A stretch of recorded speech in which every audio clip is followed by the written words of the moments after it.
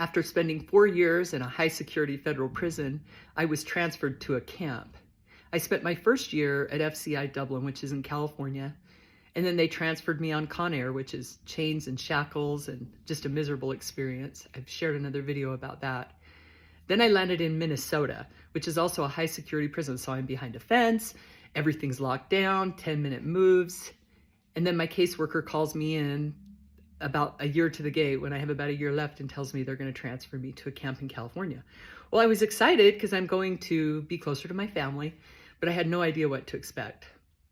So they picked me up in a car, which is scary for me anyway, and dropped me off at the front of the airport in Minnesota with nothing but my prison ID. I'm like so anxious and panicky. I finally find somebody to help me and take me to the plane. And when I sit down, I sit between two people who are both on their phones for 3 hours straight, didn't even acknowledge that I was there. And then I just felt so disconnected. Like in prison, when someone comes in, you're like, hi, how are you? What are you doing? How can I help you? It was just so confusing to me how disconnected we are out here. When I finally landed in California, I had to go find a taxi driver and ask him to give me a ride to the camp.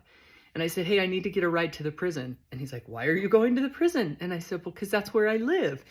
And he goes, well, you're not a bad person, are you? I said, no, there's lots of good people in prison. So we had a pretty good conversation, and I was so relieved when we pulled up to that camp. When I walked in, I remember the officer saying, you look like one of the happiest people I've ever seen come into prison. Well, on top of the fact that it was January in Minnesota, and in California, the weather was nice, and I walked into a camp with palm trees, and I was just relieved. I still had about 7 months until the end of my sentence, and at the end of my sentence, I was anxious. Just leaving the prison, there's so much anxiety after spending that much time locked up, and we'll talk more about that on the next video.